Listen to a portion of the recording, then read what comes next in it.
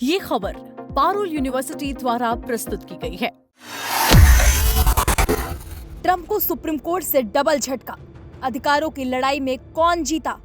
Federal bank पर Trump की हुकूमत फेल, मतपत्रों पर ट्रंप की जिद नाकाम। क्या लोकतंत्र की जीत हुई है? अमेरिका की राजनीति, जहां फैसले व्हाइट हाउस से नहीं बल्कि कभी-कभी उस जगह से होते हैं जहां कानून का राज चलता है। अमेरिका के सुप्रीम कोर्ट ने वो कर दिखाया जिसकी चर्चा पूरी दुनिया में है। डोनाल्ड ट्रंप, जिनके नाम के साथ अक्सर असीमित शक्ति की बातें जुड़ती हैं, आज उन्हें एक ही दिन में दो बड़े झटके लगे हैं। क्या राष्ट्रपति ट्रंप देश के सबसे ताकतवर बैंक के मालिक बन सकते हैं? क्या वो अपनी मर्जी से चुनाव के नियम बदल सकते हैं? सुप्रीम कोर्ट ने इन दोनों सवालों का जवाब एक ही शब्द में दिया, नहीं।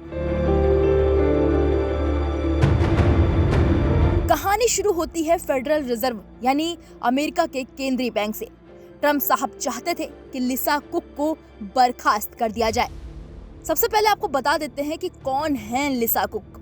लिसा कुक, जो फेड की पहली अश्वेत महिला गवर्नर है। 1913 में जब से ये बैंक बना, किसी राष्ट्रपति की हिम्मत नहीं हुई कि वो किसी गवर्नर को ऐसे बाहर का रास्ता दिखाए, लेकिन ट्रंप ने कोशिश की।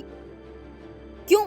क्योंकि उन्हें शायद वो स्वतंत्रता रास नहीं आ रही थी जो देश की अर्थव्यवस्था को राजनीतिक दबाव से बचाती है। लेकिन चीफ जस्टिस जॉन रॉबर्ट्स ने आज दो टूक कह दिया, साहब यह आपकी जागीर नहीं है। गवर्नर का कार्यकाल 14 साल का होता है और उन्हें आप अपनी मर्जी से नहीं, सिर्फ ठोस कानूनी कारणों से हटा सकते हैं। 5-4 का ये फैसला इतिहास बन गया है। लिसा कुक ने जब ये सुना तो उनकी आंखें भर आईं। उन्होंने कहा, ये सिर्फ मेरी जीत नहीं है, ये अमेरिकी जनता के आर्थिक भरोसे की जीत है। ये मुझे एक बनावटी बहाने से हटाने की कोशिश थी, क्योंकि मैंने राजनीतिक दबाव के आगे झुकने से मना कर दिया था और सिर्फ इस आधार पर इंटरेस्ट रेट तय करता रहा कि अमेरिकी लोगों को सबसे अच्छा क्या मिलेगा। ये एक फेडरल रिजर्व गवर्नर की सबसे बुनियादी जिम्मेदारी है। सोचिए, जिस फेडरल रिजर्व पर पूरी दुनिया की नजर होती है, उसे राजनीतिक मोहरा बनने से कोर्ट ने बचा लिया। अब बात करते हैं ट्रंप के दूसरे झटके की। मिसिसिपी का कानून, वहां डाक मतपत्र यानी मेल इन बैलेट के लिए 5 दिन का ग्रेस पीरियड मिलता है। ट्रंप चाहते थे कि इसे खत्म कर दिया जाए। उनकी जिद थी कि चुनाव के दिन ही सब तय हो जाए, लेकिन सुप्रीम कोर्ट ने रिपब्लिकन पार्टी की याचिका को कूड़ेदान में डाल दिया। कोर्ट ने कहा, नहीं, अगर पोस्ट पर मुहर चुनाव के दिन या उससे पहले की है तो वोट गिना जाएगा, चाहे वो 5 दिन बाद क्यों न पहुंचे। अब यहाँ एक ट्विस्ट है जो आपको समझना होगा। अमेरिका की सुप्रीम कोर्ट में कंजर्वेटिव जजों का 6-3 का बहुमत है, यानी वो जज जो आमतौर पर ट्रंप की विचारधारा के करीब माने जाते हैं। लेकिन आज वही जज ट्रंप के खिलाफ खड़े हुए नजर आए। Chief Justice Roberts, Justin Kavanaugh, Justice Amy Coney Barrett, इन लोगों ने साबित कर दिया कि जब बारी संस्थान और संविधान को बचाने की आती है तो दोस्ती या पार्टी नहीं देखी जाती।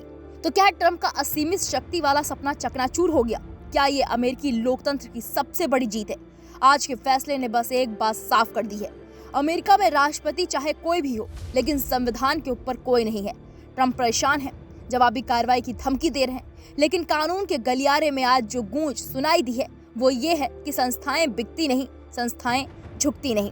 आपको क्या लगता है, क्या कोर्ट का ये फैसला ट्रंप को आने वाले चुनाव में बैकफुट पर ला देगा या ये उनके समर्थकों को और मजबूत करेगा? कमेंट्स में अपनी राय जरूर दें, क्योंकि चर्चा अभी खत्म नहीं हुई है। देखते रहिए दैनिक जागरण न्यूज, क्योंकि सच की गूंज सबसे तेज होती है।